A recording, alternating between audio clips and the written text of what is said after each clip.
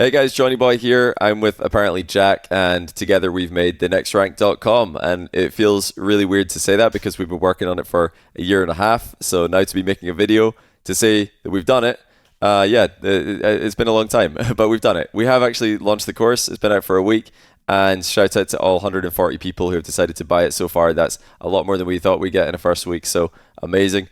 And we decided to do a Q&A for the Next Rank verified members. If you have bought the course and you've not yet joined the Discord, by the way, be sure to do that. There's instructions on how to become verified on the Next Rank website, so you can check that out in your dashboard. Even if you've not bought the course and you're still thinking about it, you can join the Discord and chat to everybody in there in the Next Rank community. Get stuck in. But let's dive into these questions. Jack, first one here is from Bowser. He says, what ranks do you believe will receive the most benefit from TNR or similar training regimens? And while we're answering questions here, Jack's going to be messing about in free play, showing a couple things in free play as well. But yeah, that first question, what ranks will receive the most benefit from TNR? I would say probably plat to low GC, I'd say. Just because there's going to be more stuff to learn kind of lower to mid rank that you are. Once you get to kind of, super high GC, SSL, there's simply less to learn. You're going to be kind of having learned a lot of stuff before then. And even at the lower ranks, kind of bronze to gold, we can make stuff, Johnny, we were talking about this. We can do more stuff for those ranks, but it is just...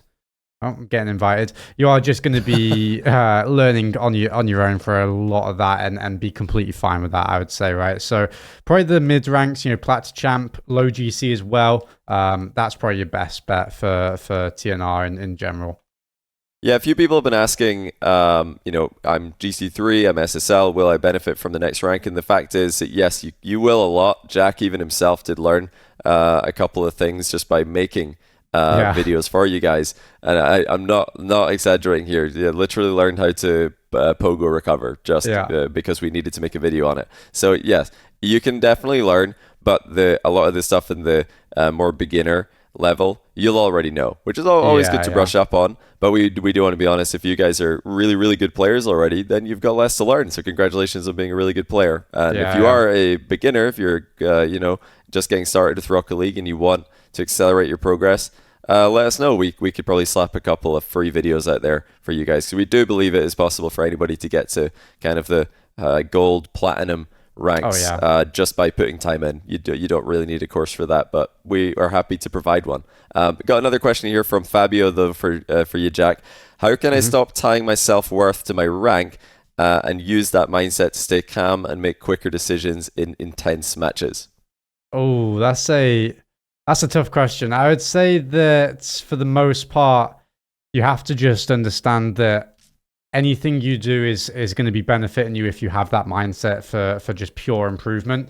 If you lose games, it's going to benefit you. If you win games, it's going to benefit you. You really can kind of take improvement out of anything that happens. And once you develop that mindset properly, it can become very effective in understanding that your rank is naturally going to fluctuate and change. And it's not completely up to you every single day. You can't kind of dictate how well your opponent's going to play, for example. And if you have a day where every single opponent you face is just having their greatest day they've ever had on the game, it's unlikely, but technically possible. You can't always control that. So focusing on the things you can control, like your level, the things you're trying to focus on, the things you're learning, how tilted you're getting from losses. Those are things you can control. Even the last one, a lot of people will tell you it's not, you can't control how tilted you get. You definitely can.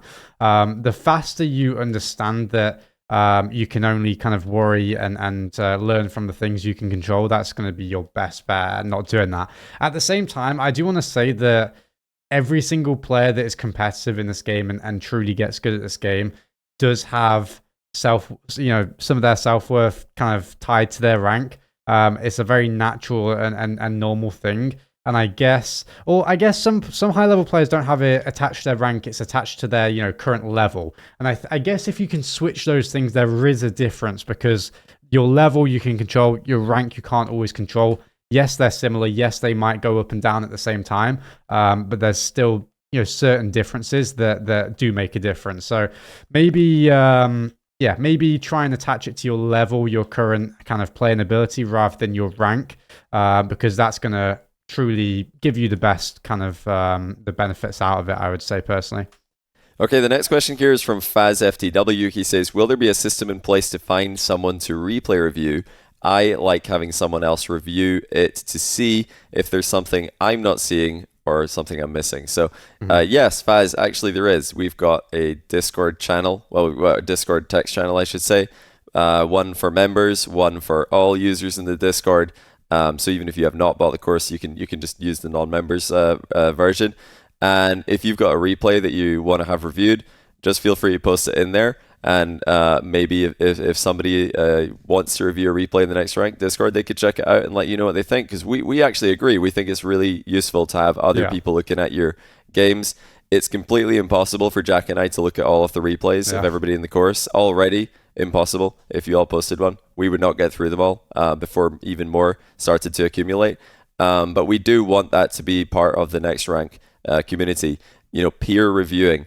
And if there's a really puzzling replay, if nobody can figure out what's going wrong, how on earth this loss happened, then we might have to take a look at it ourselves, because we're interested to see stuff like that. If you guys have found a crazy replay amongst you, find those channels, check them out. At the moment of recording this, nobody's posted any replays in there, but if you post a replay in there, people can download it and check it out and let you know. Next question for Jack is from Beiji. Sorry, from Beuji. Sorry if I'm saying that wrong. He says, how important is it to warm up? Some days I have roughly 1 hour to play, so I feel like it's less important than the days that I can waste away and play 8 hours. No offense. Well, firstly, Ouch. 8 hours gaming, so that's a lot. Make sure you get up and take breaks, but sounds pretty good. Those are the good old days, you could say. But Jack, how important is warming up on the long days and the short days for you? I mean, every day is, well, this is my job, fortunately. So every day is a long day for me. I don't really have many short days. I play a lot, but even when I, wasn't a pro player, before, and I still wanted to improve, but obviously, not as focused as I am now. I still warmed up a lot. Everyone's different. I will start off by saying that, some players naturally don't need to warm up as much. I'd say for the average player, to not listen to those players, because I don't think that's the average player. I think the average player should and would benefit from warming up, honestly. Now, again, in that kind of, category of players that should warm up, everyone's a little different. Again, some players will need to warm up a little longer and a little less. If you can find your kind of sweet spot, unfortunately, I can't help you with that, but you're just going to have to figure out in terms of like how much you want to warm up, what is going to be beneficial. I usually say, like, for most people that ask me this question, like anywhere between like 10 to 20% of your like playing time on that day could be for a warm up. That's probably a decent amount of time. Now, if you're going into the kind of realm of playing for 8 hours, you probably just want to go lower, like 10% of your time warming up, because that's still a long time. That's like 50 minutes, for example, I think, or something like that. So you don't need to spend much more time than that. On days that you're, only playing for an hour, maybe warm up for maybe 10, 15 minutes of that time, and play 40, 50 minutes of ranked games. It's a little tedious, and I know not a lot of people like warming up, but you can make it fun. You can also warm up in ones, for example, for twos. I've always, throughout my whole playing time, I've always preferred warming up strictly in free play, and maybe some training packs. But some people do like warming up in one playlist if they're trying to play the other playlist for most of their day, for example. So if you can figure that out yourself, I would always recommend you warming up certain things that you're focusing on, because you should be focusing on improving things every single week, for example, or a certain time frame. So whatever you're focused on improving, try to warm that up a little bit. Try to warm up your strengths and things that you can kind of fall back on. For example, for me, it was always my flicks. I would do a ton of warming up on my flicks because I knew that would win me games. Okay, so take a couple of those points, try and figure out your timings and how much you prefer personally warming up, and I think you can kind of go from there. For most part, to answer your question, usually about 10 to 20% of your time playing for the day should be spent on a warm-up, in my opinion. Okay, the next question here is from Fandalore. He says, in general, what are the mid to long-term goals or plans for the next rank? It goes on to ask, will the course be expanded? So very quickly, you can answer that one, Jack. Will the course be expanded? Yes, definitely. So like we want to get, a ton of feedback. For the most part right now at the time of recording this, everyone's super happy, which is, absolutely fantastic to hear. But there's obviously always feedback and we're completely open to that. And we want to be adding videos if, let's say new mechanics get discovered, adding videos or new strategies if things become outdated. For certain levels, we want to update the videos and things like that. So always trying to, improve the videos and things like that is going to be in our mind for the future, for the near future and long-term future. Yeah, just to follow up on that, I would echo everything Jack said there, and also say that yes, sometimes we're gonna have more time. When there's a RLCS LAN that Jack is playing at, or if I'm traveling for an RLCS LAN, or if we're just on break, then we won't be able to do too much because we'll be on break. But on other weeks, we'll be able to do a lot. This week, we're making a video like this one. We've got a couple of other videos in the pipeline that we want to add to the course already, and a couple of other ones that we need to make slight adjustments to. So we're going to be continually adding things. We're looking to be making some update or addition or activation like this every week. We want to kind of challenge ourselves to do that, because we want this to be as fun and as continuous of a project as possible for both the users and for ourselves, because this is something we're really passionate about.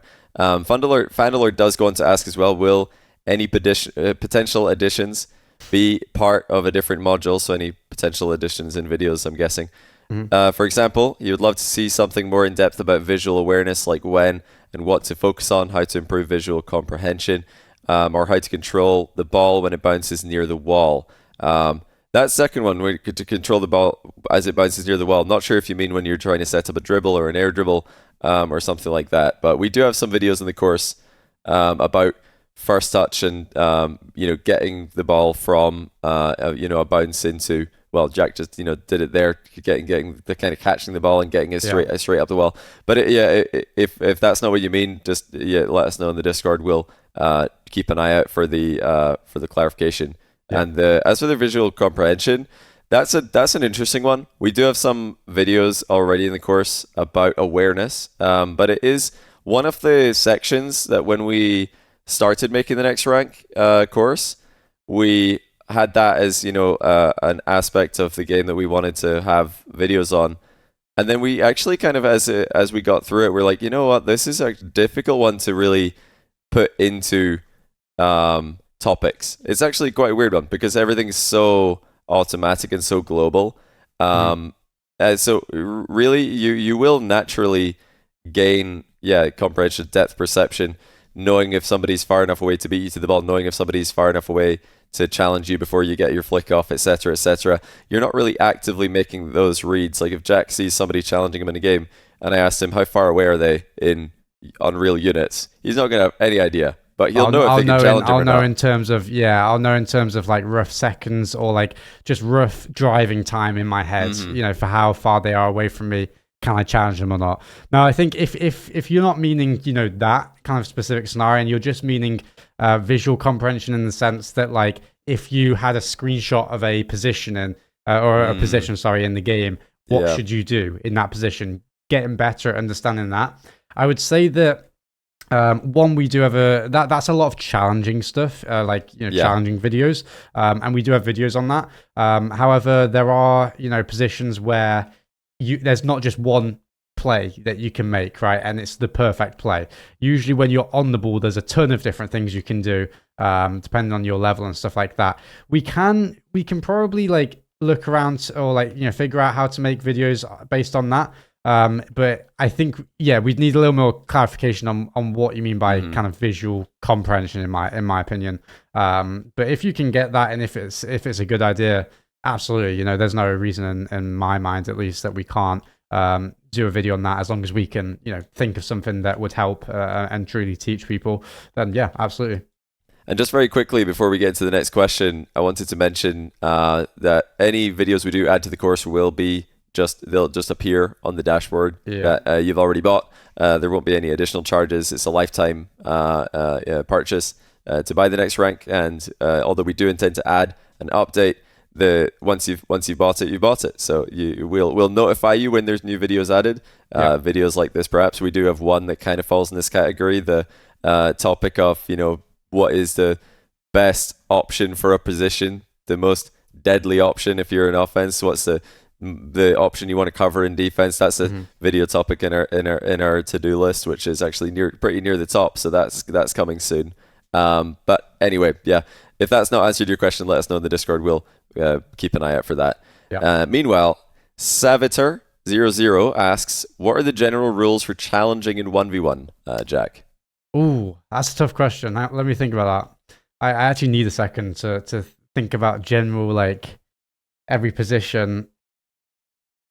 I'd say for the most part, challenging more often than you think is always a good kind of place to start. And the reason I say this, one, because I see a ton of replays from people just not challenging enough, not being aggressive enough. And the second kind of reason for that is because I didn't. When I was, kind of coming through the ranks, and I think it was mostly at Champ, I remember, some years ago now, and I wasn't challenging pretty much ever. And I was a way better player than my opponents. I know that's a typical champ thing to say, but I genuinely was. At least in my champ mind, I was at the time. I was better at, my strengths, my flicks, my kickoffs and stuff like that. And I would win the majority of my games because of this. But I would definitely lose some, and I realized that I just wasn't challenging. I remember one day, actually, I was looking at a replay, and I realized that I just wasn't being aggressive nearly enough. Giving my opponent the ball, expecting them to also give me the ball and give me space when I was attacking at them. It was like a Pokemon battle, just a turn-based, you attack at me, I attack at you kind of game. So challenge more than you think. That's always the best bet. In terms of challenging, like general challenging ideas, it's very simple. The general things are you want to be challenging in a position where your opponent can no longer do anything with the ball. For example, let's say this is high level, but let's say they were in the air and now they've run out of boost, right? As they're landing, as they were falling in the air, they can't do anything extra with the ball, okay? Now after I've landed, I can flick. So you don't want to challenge at the point where they can flick. You want to challenge right at the point as they're about to land, because unless they're SSL, the only thing they can do at SSL is pogo recover, or do a pogo kind of to get an extra touch on the ball. Apart from that, they're not going to be able to add any height or any direction change and things like that. For the most part, challenging near walls in 1v1, you have to be very, very careful about doing because it's just an extra surface that the ball can like ping off of straight into your net. Let's say the opponent is dribbling down this side of the pitch and we're defending like this. You want to force them into your corner and play for the boost rather than challenging them. Okay, so a few things like that. And of course, as Johnny's always said throughout the years, challenging goal side is a very, very simple general rule that you're never going to forget, basically, and won't have to really think about changing until you're very, very high rank in only certain positions. Those are some of the challenging rules. And I think for the most part, again, really quick last point, a ton of people flip out the way as they're about to challenge. I don't know if you've noticed this, Johnny, but it's just because you're second guessing yourself last second. When you're challenging your opponent, you're really like straight up line towards them, and then you just kind of flip quickly last second. If they didn't flip, they would actually get a better challenge. So think about trying to challenge through the ball. And again, if you're coming from your goal side, so from the middle of your goal, depending on the angle, if the angle's over here where the ball is, I'm coming from this angle, covering every single angle, flipping forward, you're going to get the best challenges possible. So trying to play the ball rather than what can happen is going to kind of lead you to getting faked less and be a better challenge, I would say, in general. We do have a ton of videos about challenging in the next rank, so these general rules are great if you want to see more information on that, and lots of different challenging strategies that you can take and apply with to your own clear games. Examples as well. Replays and Jack demonstrating. Then tons of those. We think challenging is one of the most important parts of the game. So we've made a lot of videos on the topic, and we intend to make more in the future as well. Now the follow up here from Savitor is Are there any specific breathing exercises or something similar that you Ooh. use to ease your mind when in a close 1v1 or you start to tilt at your teammates? And I mean, I can answer this one at the at the non-pro level. I always, since I started playing Rocket League, used slow breathing technique, which is not, it's pretty widely known. And I just knew this from when I used to play sports as a Yeah. kid. That's when I learned how to apply this. Your heart's beating really fast. You're starting to get nervous.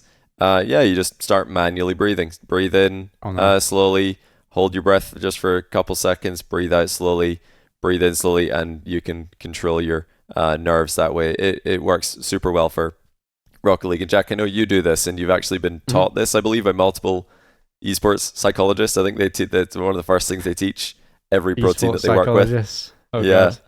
No, yeah, I've worked with a lot of sports psychologists who do esports as well in Rocket League. I've worked with probably like I think 3 now, but yeah. Every person knows subconsciously how to do this. Like it's a very natural thing for people to be able to do. I think like the initial like just the initial focusing on your breathing is gonna be 90% of the workload that you're gonna see benefit from. Like you don't need to Mhm. really be, fully knowledgeable about how to perfect it, kind of thing. Like fully meditate. Just being able to focus on your breathing and understanding that that's going to help you already is the most valuable thing. In terms of specific techniques, uh, we're not. I'm like Johnny said. It's there's a lot of kind of slow breathing, holding it for maybe like 4 seconds, 3 seconds, and then letting it out and holding it for 3 seconds and doing that over and over again. But there are a ton of techniques that are just kind of a Google search away. So it's finding your best kind of one that works for you because everyone's different. One that I've loved to do at LANs in between games and stuff like that helped me an absolute ton. At least a couple of years ago. I haven't done it for a while. I probably should, but it is very useful. Is tapping your fingers together as you're breathing, and you can search that up. I'm not going to go through the whole thing, but there's a lot of stuff on it. It's good stuff. It's good stuff. But yeah, that's it's important. It's not a lot of people will do it, and if it helps you, it helps you. No matter what people think. I mean, they'll never know that you're doing it or see that you're doing it. So whatever helps you win, it's good. And about that part at the end, about when you realize you're tilting at teammates, because it's one thing to be nervous in a 1v1 because you're under pressure, but it's another thing when you're starting to get really amped up because you're tilted at your teammate. Yeah, for me, the easy one there is just to just remember it really is not life or death. When you're getting Yeah. really annoyed at like a player in a game, it's a very normal reaction, but it's because you're focusing so hard on something, your brain thinks like, wow, this must be supremely important. We better, win this game because that's what Yeah. we're really training ourselves to think. But if you just remind yourself, it's not life or death. It's a game. It's fine. Like, you can even start to see the funny aspects of your teammate Mhm. messing up, and it can be very funny. When you're playing with a good friend of yours and they make a mistake, it's hilarious. When you play with a Yeah. random, they make a mistake, you're mad. Why is that? It's because you're, really trying a bit too hard to win, and that's your main your only objective. You're supposed to have fun when we're gaming, so even when you're competing, it's supposed to be fun. Like it's Yeah. not life or death when Jackson, an RLCS match. No. It's his livelihood, yes, Yeah. but if he loses, it's not the end of the world. So you can Everyone's still always, healthy. Yeah. yeah, you're still good. Well, usually, and yeah, your day is going to continue. You can Yeah. log off, go do something else, and as long as it's not your only thing in your life that you're working on, if you're trying to improve in other things as well, you can be like, well, Rock League didn't go so well today, lost the tournament, lost all my games. It's fine. Just gonna go do that other thing that I do because I am a multi-talented individual, not Yeah. Yeah. just a Rocket League. Even if you are a Rocket League pro like Jack is, you should try and do other things as well. Because yeah, it's not life or death. You got other things in life that you can use to help you not get tilted. Yeah, Jack, have you got anything to add about the tilts I think factor? like in terms of tilting, I mean, I've always said that it's like a conscious decision to tilt or to choose like not tilt, if that makes sense. Like you might naturally, I know that sounds stupid, but you might I know what you naturally mean. get annoyed but you're then choosing to like not calm yourself down. Basically, like everyone can do that for the most part. You know, you can try to do that. These answers I know can be very annoying because it's not giving you kind of a full kind of proof plan of not tilting. But I think understanding that, like, try and shift that, you know, energy, if you want to call it that, like somewhere else. And for me, it was always like, if my teammate is playing bad, it's just an extra kind of challenge to be able to try and carry them. If I win this game, I look incredible, you know, and if I lose this game, it's not my fault.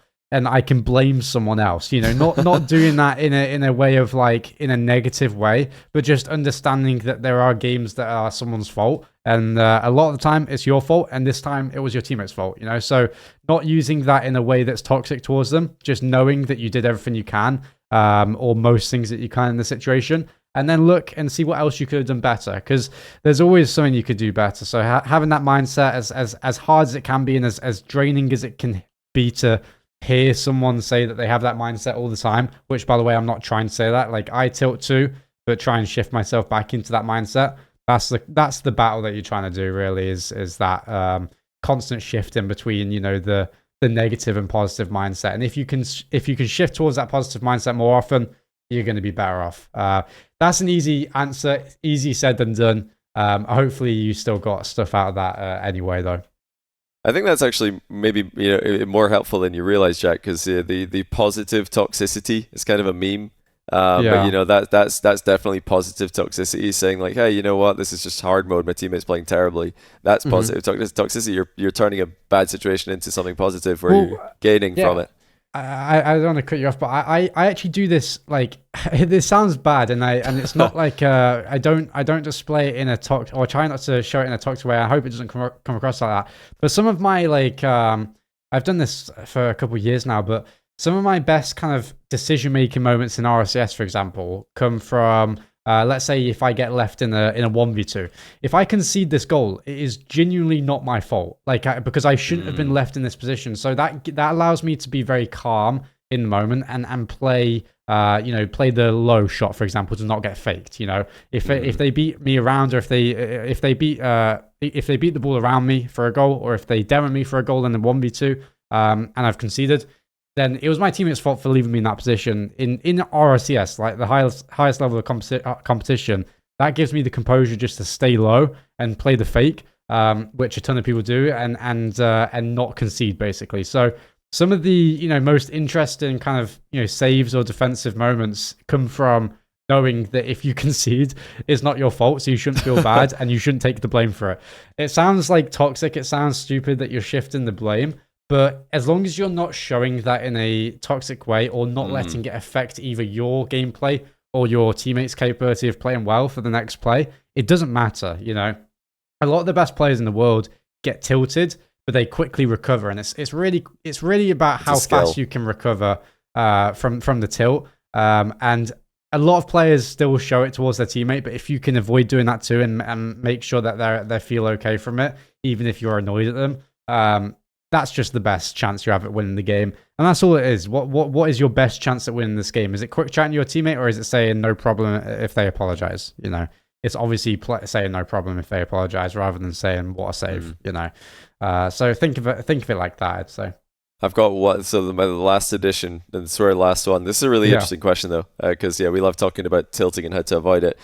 While it is not your fault if you've lost a game where your teammate has, you know, put up donuts and has 10 points and you have 1,000 points, yes, you probably didn't deserve to lose that game, but your teammate did.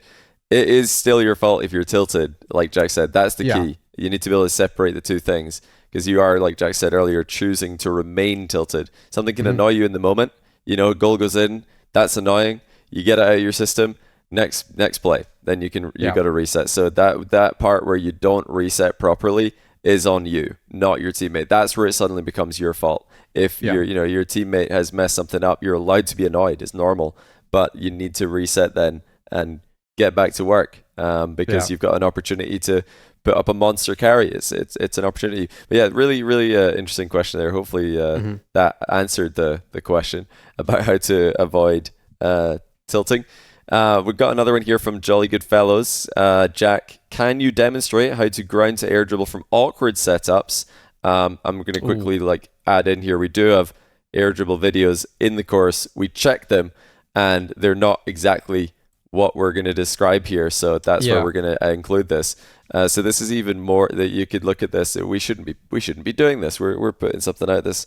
It's even above the air dribble videos in the course, but actually, it's a very small part of one of them. But yeah, it's there's very a high lot level more as well. This is a very high level thing. A lot more to the lots of air dribble videos in the course if you want to learn how to air dribble, get better air dribbling. But okay, number of times I see a pro delay their second jump, Jolly Goodfellas says, while air rolling to get a pop on the ball rather than just fast air rolling on the initial touch. So that would be more like a straight setup. He struggles with setups like this. So when you're not facing towards the net, what are we looking to do here to get that to work? Yeah, so like you just kind of said, it's on balls that you're trying to change the angle on. Okay, so balls that you're wanting to take more straight towards the net, or just in that general area to make it threatening. You need to change the angle on when they're not actually coming to you from that position. Okay, so balls that are bouncing laterally across the pitch, like the one I've just scored here.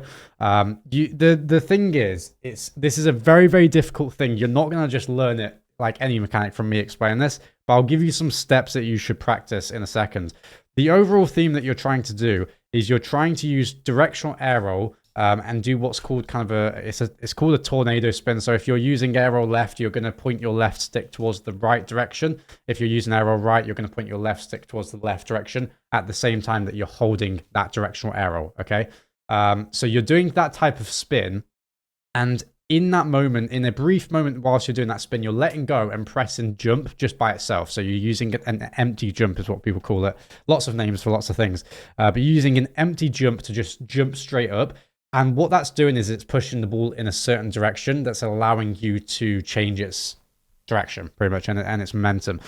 So you're doing it at a certain point. So if you see, as I use my second jump, so I jump once here, okay? I'm waiting, so I'm turning my car, I'm air rolling using that tornado spin. I'm waiting until the back of my car, the top of my car is facing towards the ball, okay? Because it's going to propel my car when I jump into the ball, from the top of my car, okay? And that's when I use my second jump. It was really quick. You might have to pause the video, slow it down, look at it again, and I'll show it again. And that's what you're trying to do. So first jump, and then you're using that second jump as the top of your car is then facing the ball, and it gives you a nicer pop. And of course, you're having to still have the speed, or still have the control. Sorry, I'm changing the speed, which is why I said speed. You still have to have the control to be able to carry it from there. But that's what it is. You're using that second jump only when the top of your car is facing the ball. You'll see it there in slower speed. It's easier to show it. First jump comes here. Second jump when the top of my car is facing the ball. And I didn't really use it to pop the ball there, but it's a similar kind of feel for it. It's the same thing. Now, the thing to practice this and get good at it from a not understand how to do it at all. First, you have to know how to do this type of movement, which is a tornado spin. I presume since you're asking this question, you're a high-level player and know that, how to do that already. We've got a video on the course. Yeah, we have a video on that. Don't know how to do it, so don't worry. Just watch that if you don't. And the only other thing that you need to practice for the actual movement of this without the ball is knowing how to do it and quickly stop doing it for a second to jump. Okay, because if I'm doing it and then hold jump, I flip. Right, you see that? I'm doing it. If you I actually don't have my controller on. Let me just quickly put my controller on. This is a very long segment. I apologize, but. If you're looking at it, if I'm just spinning and use my second jump, I either flip or stall. I sometimes stall. It's when you're facing downwards. I can't do it all the time, but you'll do one of those two things. You need to let go and then jump like that, and then carry on doing that spin. So if you can learn that movement, okay, and all you're doing is that without the ball. I just messed up. Even I need to do it still. You're just doing that without the ball. If you can do it around the pitch and get good at it, recovering into certain positions and going down from walls to recover faster and stuff like that, you're going to get better at that movement of air rolling and letting go for brief seconds to jump. Okay, that's the only movement you need to focus on.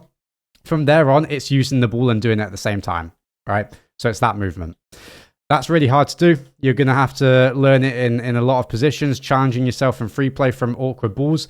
But if you can get good at that movement, you can really start to air dribble from anywhere on the pitch. As you can see, you start the air dribble from really anywhere because it allows you to move in every single direction possible. You can air dribble the opposite way that you start, and stuff like that. So really high level skill. Let me know if it helps. I'd be interested to see if you have any follow-up questions. And yeah, that's all there is to it. Now, don't worry if you aren't quite at the level with your air dribbles yet where you can, start to add this technique to your air dribble takeoffs, because we've got several videos in the Next Rank course that are going to help you improve your air dribbling, starting off with the very basic air dribbles up to advanced air dribbles. This is just a small part of it. But if you've enjoyed what Jack did there, you're on the fence about buying the course, then that is what you can expect pretty much when it comes to demonstrations. We've got, currently over 40 videos, or over 40 hours, over 150 videos, and they're all pretty much on that same vibe. So that's a little look into what to expect if you do decide to buy the Next Rank and join the community. Now, to finish off this video, we're going to go through some quickfire questions from Desha. Desha asked 10 questions, and they all have sub-questions, so we don't have time to go through all of them in depth. But some of them are really good questions. So we're going to quick fire Desha's questions. Yeah. And, Desha, if you have in the future multiple questions and one of them is like your main one that you want us to go in depth on, you can highlight that one. But okay, let's just get into it, because there's a few of them. He's written us an essay here, which is good. Good stuff. We appreciate the effort, first of all. But Desha says, will the course include a structured training system? The answer to that is sort of, because we want there to be flexibility, but we also want there to be we've built it in a way that people can follow it, top to bottom, if they want to just have the course guide them. And if people don't want to do that, they can skip to specific videos that apply to weaknesses that they've got. But yeah, he goes on to say, will it be something like a week-to-week progression plan? That's not something we've got planned at the moment, potentially in the future, but I don't want to make any promises for week to week. I will say we have talked in specific videos in the course of what you should be doing to kind of tailor your training, and I've talked about this a ton, outside of it as well. How you should be focusing on specific things each week, and usually having a mechanic. And a strategy thing, and stuff like that. So it's not as structured because there's a ton of people and everyone is different with how they're learning should be structured for them. So we didn't want to include something that's too rigid. I think a lot of other, kind of coaches and stuff, within Rocket League and just within games in general, make things very, very structured in that sense. And I don't think it gives the most amount of benefit possible. Yeah, not for Rocket League. He also asked, are there milestones or checkpoints to help students measure progress effectively? Now, we did say earlier that we're not to take your rank too seriously and not to get too, attached to what your rank is, but our brand is the Next Rank. So obviously we do want your rank to go up, and that is your biggest milestone with the Next Rank is your rank going up. So that's a clear one. But yeah, we've got just little things, checkpoints throughout the course. Every time you complete a video, you'll get a nice check mark. We love check marks. Lovely stuff. And we've broken the course down into sections, so you can see when you completed a section and you're ready to move on to the next one.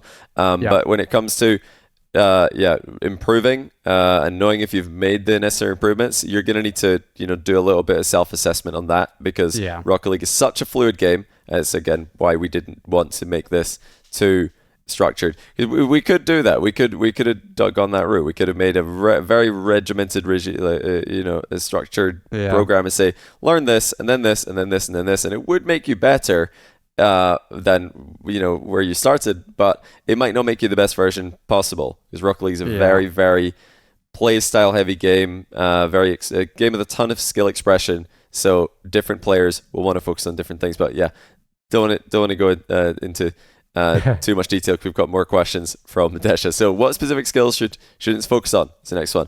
And how should they structure training sessions? That word is coming up again, but breaking down training into categories. Yeah. Jack already mentioned this. Mechanics. If you have a mechanic you're working on, a strategy you're working on, that's already really good. You can maybe have 2 mechanics, 1 strategy. That's a good amount. You can, have more training for some things. If you're trying to learn how to air dribble, you're probably going to need to grind just that for a while. If you're trying to learn a challenge, you're probably going to need to go into game. You know, where you train will change depending on what you're working on. If you're working on a team strategy, you need to work with your team. You're working on a solo strategy, you can do it by yourself. And some of the videos have drills built into them. Some of the videos in the course, some of the videos have training packs built into them. Some of them will be full replay, analysis because they're more of a strategical thing. But yeah, Jack, anything to add on this one? Yeah, I'd say that, if you have time outside of the game where you're not spent actually playing, but you still have time, to watch a video or watch someone stream, playing the game, spare a bit of time where you're, on the bus, for example, or on a train. You're still able to learn strategy, whilst you're watching those videos, just whilst not playing. Okay. So most of your time on the game should be spent learning mechanics, I would say, right? I don't know if you'd agree with that, Johnny, but I've always thought that, that's a good place to start. And in the game, when you're in free play, a lot of it's just mechanics and some like maybe boost management things if you want to focus on that in free play, learn how to control your boost.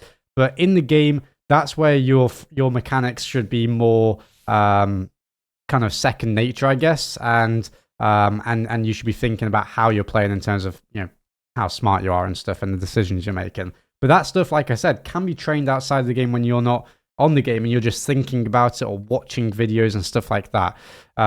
In terms of allocating time, I think, Johnny, I don't know if this part of the question had the game modes. Was it that's coming up actually? So let me ask that if you go want. ahead. Yeah. Yeah, I'll ask the question from Desha because there's a very nice transition though, Jack. That was impressive. Perfect. To remember this. But yeah, how will training priorities change between game modes? Another question he's got: 1v1, 2v2, 3v3, etc. And do you recommend playing casual or ranked? If you're playing 1v1, you don't need to worry about annoying your teammates. You don't have one. But ranked is where I would suggest ranked is where you want to be. I'd go further than suggest ranked. I genuinely think that casual, everyone can benefit from everyone. Everyone is different, but I genuinely think that casual is useless over ranked. I think if you can play 100% of your ranked games throughout your Rocket League career, never touch casual, I don't think you'll see anything that's missing. I think you'll only benefit from that. That I have a very I think casual is a complete waste of time. Right, we've got the title for this video. Yeah, then. This is really clickbait. I love it. Keep going. I think it is. I think it's awful. I know some people will say it's good for their warm up, but I think whatever you can learn in casual, to warm up, you can just practice in free play. And I know that I don't have a defender, but if you're doing something that well, and if you're getting good at something naturally in free play, without a defender, they're not going to be able to save it anyway. And I know that line of thinking is I'm not always going to do every single mechanic perfectly. You're training to that point. Casual there's nothing. There's no use. I hate it. The one thing the immediate response to that I usually hear is, but ranked anxiety exists, which is true. A lot of players are very anxious about the rank. Yeah, that's the point, right? Is that we want to get over a ranked anxiety. We're in this is a course about improving a Rocket League we're talking about here. We're doing an AMA video for a Rocket League course. We want to get better at ranked. You don't get better at ranked by enabling ranked anxiety by playing casual. So even if you do have ranked anxiety, the only way to get over it is to play ranked. And I can confidently say that because I've played so many games in the past where I had ranked anxiety. By the time I reached Rocket League, I wasn't anxious anymore about ranked, but I did used to be. I used to play StarCraft 2, and oh my days, I had so much ranked anxiety in StarCraft 2, but I had to play because there wasn't really team modes weren't really a thing. You had to play 1v1, so I was just forcing myself, and I got over it, and everybody gets over it. Is that having ranked anxiety, if you want to call it that, isn't necessarily a bad thing. Not understanding how to play through it or not being willing to play through it is the bad thing. Having it, you shouldn't care about having it. You shouldn't even try to get rid of it because it means you care, and caring is good. So that doesn't really matter. But you're not practicing getting rid of it and being able to play with it. It's like being nervous in your games. Don't try to eliminate the nerves. Don't try and do that. It's almost a privilege to have nerves because it means you care about something. It matters, yeah. Yeah, but try to eliminate playing bad with them. Try to get good at playing with them. You know, that's the thing you should be putting your focus on. And a lot of people will say that's the same thing. They're very different. They're very different in terms of your mentality towards them, and at least in my experience. And yeah, shifting it like that. But it's an interesting thing you said. We can move on from this casual kind of conversation. But you said like you're not practicing like getting better at it. You're actually enabling it even more because you're giving attention to the fact that it's making you. It's an issue for you. If you give something attention to the fact that it's an issue, a lot of time you can make it worse, make it a worse issue because you're avoiding it, but also simultaneously saying that it's there. You know, it's like, well, how can you possibly think about improving it? You know, so yeah, I hate casual. There you go. That's the theme of the video. The continuation from this is: are there any specific strategies for adapting to modes like rumble, drop shot, hoops, and to improve over adaptability for fun? We've actually been thinking about this, and if this is something you guys are interested in, we could look to add videos about the extra game modes, because the extra game modes they're fun, and they aren't going to have one-to-one correlation with actual main Rocket League game mode, but they're fun games. They're competitive games. They have ranked playlists as well. At least I think some of them do. I don't remember which one got removed recently, but I think they're going to cycle back in. Which one is it? You could take a look. Hoops, Rumble, and Snow Day. They got rid of so there's drop no shot. drop shot right now. That's really. I feel like that should go back in. But anyway, that's another It should story. replace Snow Day, that's for sure. But it's Hoops is like actually so good. So it is good. Yeah, no, I think drop shot's also really good. I think it's a really creative, drop shot's second, different take on Rocket League. So it's interesting. I would like to see. I mean, I hope I didn't realize that was the one that was gone. That's a bit sad, but hopefully it comes back. Hoops in the is genuinely playlist. like closer to a like. I know it sounds stupid, but it's genuinely closer to like just a good standard game mode than it's an extra game mode for me. Like I played a Hoops tournament recently and it was insane. Like Pro Hoops is crazy. I could see myself playing it more and getting completely used to the game mode and getting good at it. Like it was so fun. So yeah, I mean, in terms of that question specifically, what was the question again? It was the question was, well, are there specific strategies for adapting to game modes? Right. The answer to that is yes. There definitely are a lot of strategies for the other game modes. But yeah, Rumble, I'm not going to sit here and Hoops. say I'm the guy to teach you about the extra game modes There's like, you don't know, Jack. You don't know how to do the hoops kickoffs, do you? The ones where they bump each other. So yeah, I know players who know how to do these. I've done them before, but not very reliably. So we wouldn't actually be qualified to teach you that, but we could become qualified to teach you that and teach you it if you guys want to. I could learn it all very easily, and that's my. We could for sure learn it, but we haven't done that yet. If you haven't bought the course, there's nothing in the course about Rumble Drop Shot Hoops yet, but we might add that, and if you guys are interested, let us know. But as for specifics to practice in those game modes, we don't have anything for you at the moment in the course, so we'll just say no to that right now. I think it would be disingenuous to say, here's our top 10 hoops, drop shot rumble tips. But we're interested. I think that's on our I will say, our to-do list, but it's on our like ideas list that we really like. Well, the only thing I'll say, I have a thing for hoops is just you just ball chase like so hard, like because the map is smaller. The map is so small, and that you recover so quick that there is nothing to gain from playing smart and playing patient. There's nothing to gain. You just have to go, and you'll win more games instantly. As soon as I started doing that, you just start winning. It's so fun though. Okay, ball chase. You have our permission to ball chase. Yeah. So yeah, let's continue here. Dash has got a lot more questions. Let's quick fire a few of these. Yeah. How do you address skill plateaus and motivation? Now that's a massive topic. We'll definitely discuss that in more detail. So that's all I'm going to say about that right now. We can't do that. We can't answer that one sufficiently quickly, but we will in the near future. We promise. Yeah. That's a really topic we're very interested in. Yeah, it is a whole video for sure. What advice and systems do you offer for students who feel stuck or aren't seeing progress? That's going to be tied to the one above. Will there be motivational content such as success stories, inspiring tips, community building activities? Well, we hope so. We hope there will be success stories from the course. So if you guys have any success stories, if you've learned anything, let us know, because we'd love to know what you guys have learned, what you guys have been able to apply, and what ranks you've been able to gain or lose. If you've, like if you worked on something for the course all week, then you went straight into ranked and lost a whole division, a whole rank, we'd love to know it, because it does happen. It's not going to have a one-to-one correlation, and sometimes improvement can lead to deranking as you adjust to your new style, and then eventually you're going to get through that and your rank will go way up. You'll just go on a huge climb. But yeah, we'd love to know, will there be any form or feedback or coaching? Will there be any form of feedback or coaching? And that's actually, Joel, Jack, I'll let you, I don't want to throw you under the bus here, but I know we're both not 100% sure what we want to do at the moment with specifically coaching, whether that's going to be group coaching, whether it's going to be seminars, but we're interested in doing things like that with the next rank. So again, if you have bought the course, or if you're thinking about buying the course and you're interested in things like that, let us know, because we do have I guess motivation to do that at some point.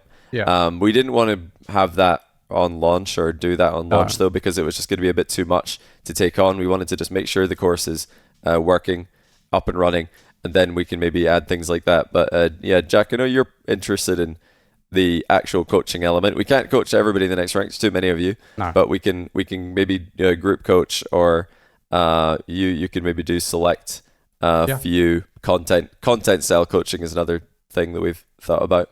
I think I think that question's on hold right now. I'm sorry, a lot of your questions are on hold. I think like you said, it's a thing that we have thought about and I'll continue to think about exploring and developing into a bigger thing.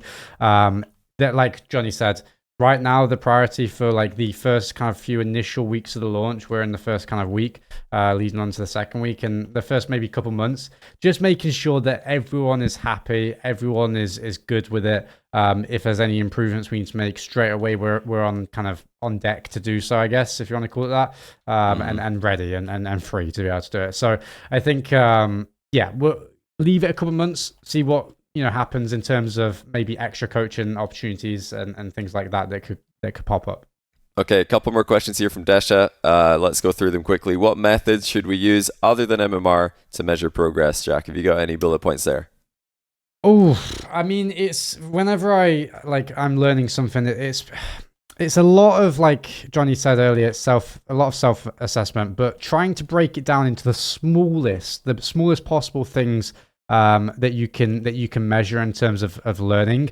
That's going to be your best bet at understanding how you're progressing. So I remember if there was a certain flick that I wanted to get good at, I would set myself a small goal personally to, once I've learnt the flick, to be able to score it top corner 10 times in a row. Okay, and I haven't actually learnt it until I can do that, in free play. So small stuff like that, trying to set yourself like small attainable goals to do with specific mechanics that aren't broad at all.